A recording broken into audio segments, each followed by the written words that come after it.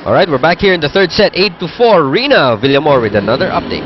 Yes, Coach Rico strongly believes that the ball is round. That's why anything can surely happen in this ball game. The reason why the Lady Troopers should be prepared at all times. Kaya nga sabi ni Coach Rico dito, whatever level that you're playing up against the Sandugo team or the Cagayan team, it should be the same level that you're playing up against with Lady Eagles. Now, they should be the one controlling the boards here and they should be the one dictating in today's match.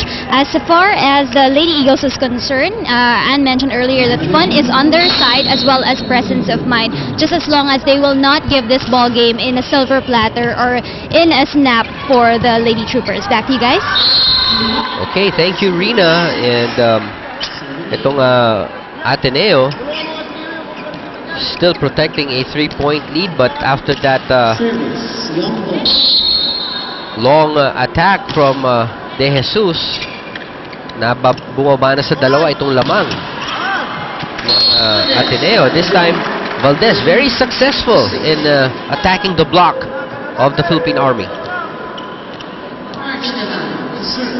9-6. Well, and if you met some people outside the country over the weekend, ako naman I met some very kind people from Shakey's over at their E. Rodriguez branch.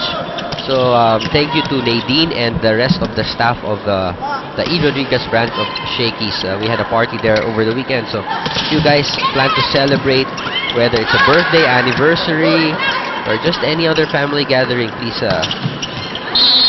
feel free to talk to those Shakey's representatives. Nararamdaman ko merong magpapakain doon. Magbe-birthday yata ngayong September. Sigurado yan. Hindi na natin sasabihin. Ayoko namang ikalat agad. Pero si Barry Pasco, isa yan sa mga magsa-celebrate ng birthday na tong September 4. Isa lang sa maraming magsa-celebrate. So, yung mga kaibigan ni Barry mula elementary, high school, college. False information.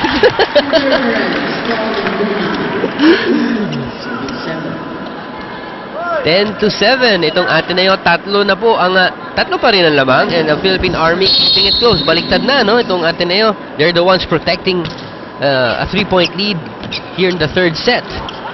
Set went over. Sobra yung set ni Iratay. 11-7. Ateneo still on top.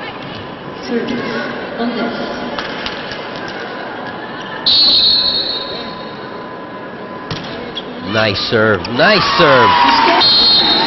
Excellent serve by Valdez. Ito makikita natin all-around player. Really does well in defense, offense, blocking, and even at the service line.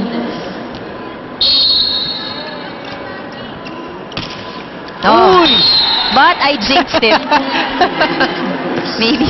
Kasi sabi mo lang magaling mag-serve Oo nga na-jinx ko Biglang pinakita ka ng net. Ito net to. Shakey's, if it's fun, family pizza, it's gotta be Shakey's. Dapat pala I should say the opposite thing. Ang pangit din naman. Na-jinx Bunag, off-speed shot. Nakachi, dug up by Rachel. Nice throw out to Ella. Down the line, Lazaro is waiting for that attack from Carolino.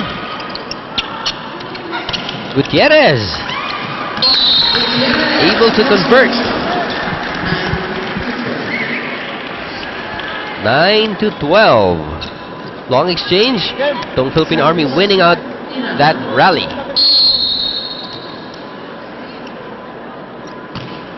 Urs with a short serve.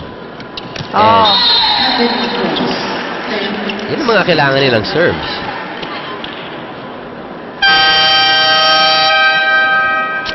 Coach Marty Tupas wants to talk things over with the girls. Let's listen in.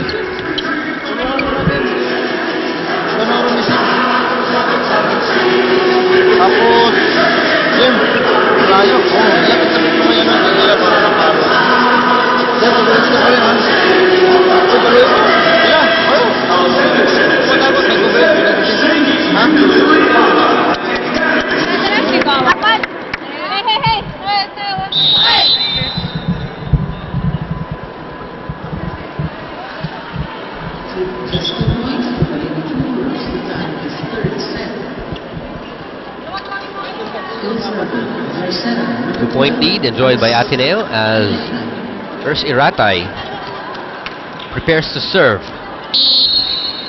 For those of you just joined us, the Philippine Army won sets 1 and 2.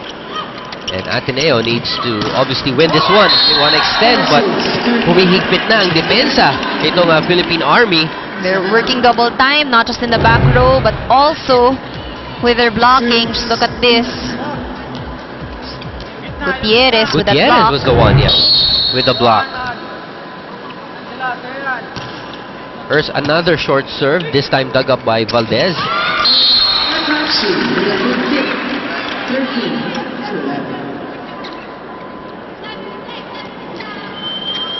Nakachi getting that point via a quick play. Jem Ferrer with a serve.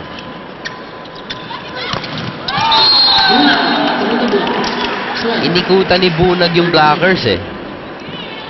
Of course, that comes with experience, yung ganun. Floated for a bit, nung pababa na yung blockers, tinatama, ayos, puntos. Down by 1. Poor reception for Ateneo, but they make something out of it. They don't. 13 all. Ito ngayon, the Philippine Army is working on really shifting the momentum on their side. And so far, it's been going well. Palagi kong napapati talaga. Every time. And John Bunag is such a good server. I don't know what you did, but actually, this is the first time I've seen John Bunag commit a service error. I was actually complimenting. Sabi ko nga, diba? The momentum has shifted every time I see something positive. And these teams would probably talk to you after the game. Tama na. They get the point back though, so we're tied again at 14.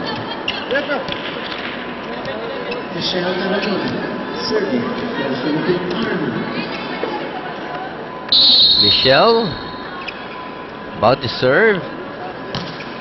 Good serve from Michelle. Back quick, Ahomiro gets dug up by Nunag. Ayun, pinalusot sa block. Gutierrez has been so effective. So this is a good substitution here from Coach Rico de Guzman.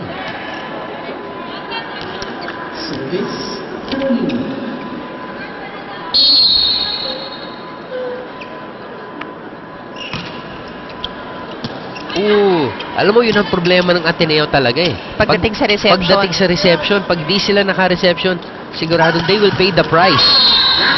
And After so far, that attack from ganun nga yung nangyayari. 16-14 Philippine Army. Ang lamang this time, 16-14. We'll be right back.